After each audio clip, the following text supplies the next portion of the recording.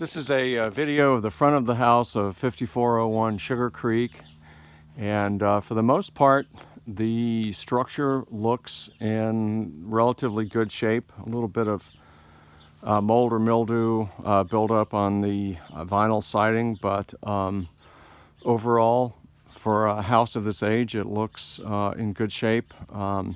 As I indicated before, there are newer vinyl windows with vinyl shutters and vinyl siding, so it should be fairly maintenance free for a good while. Some of the vegetation is starting to get a bit out of hand, but I'm gonna go around the house I'm going over to the left of the house. It has two stone chimneys, one on either side of the house, which of course was necessary at the time this house was built.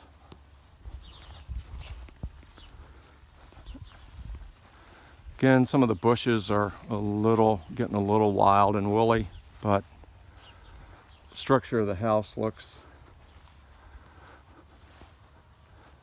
very good so far. I'm going to shoot over here to the left just for a minute. Old style, very, very old Kentucky garage that's got some issues, probably just needs to be torn down. I don't think it's salvageable. This is, while I'm back here, this is a bit of a scan of the back of the property. Beyond the yard, it does drop down pretty significantly. Getting back to the house here, what we're looking at now is that little pantry area that I filmed earlier, and then right back here is that the steps for the walkout basement, and then that was the little breakfast area, or the table and benches. And back here is that back porch where the freezer and refrigerator are situated. And going around, this is clearly an old well that has just kind of been left here. And then panning around, this window is where that small hallway was downstairs, and then that side door. And these two windows on the first level were from the living room, and then upstairs from the master bedroom. And then spanning on around, stone chimney, which again looks in relatively good shape for its age. A couple of vents up there that kind of look like they're wood, maybe just need some paint at some point. And then coming on around to the front of the house, obviously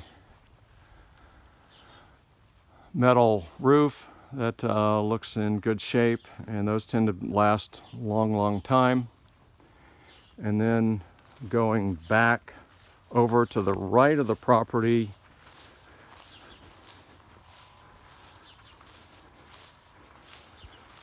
we have a 3-bay garage.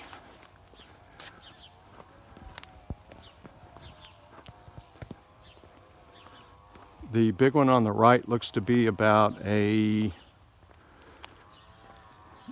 9 or 10 foot high bay. I'll see if any of these doors are open. So yeah, it looks like about a 8 or 9 foot opening, and these are probably 7. Should be good for any kind of passenger car or SUV, most SUVs I would think. And then back toward the back of the garage, let's see here.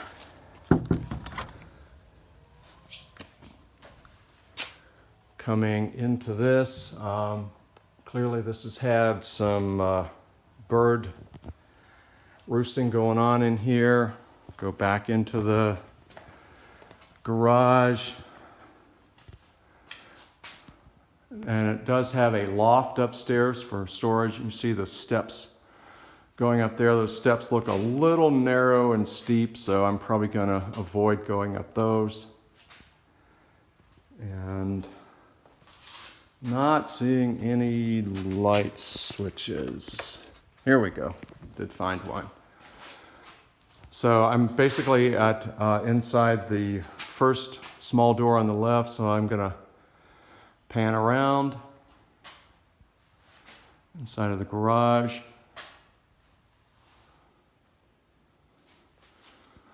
The double garage door, the wider one, and then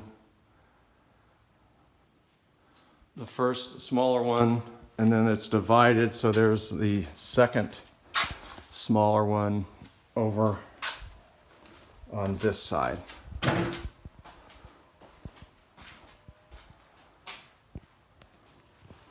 Going back out to the garage, out of the garage.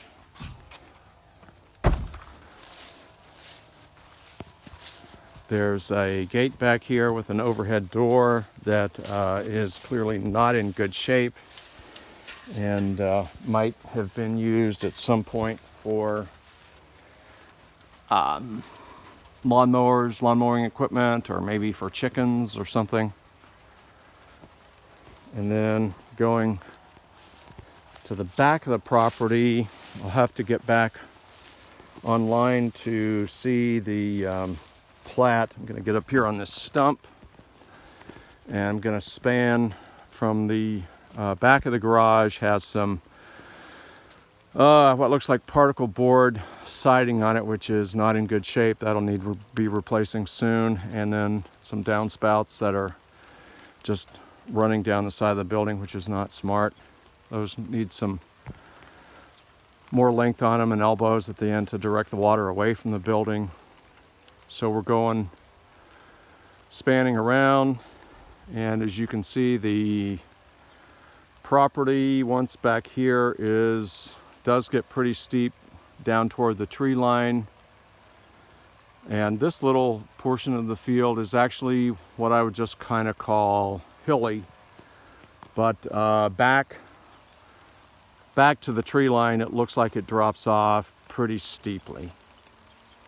So I'm going to guess what I would call just this hilly part. I'm going to guess there's probably about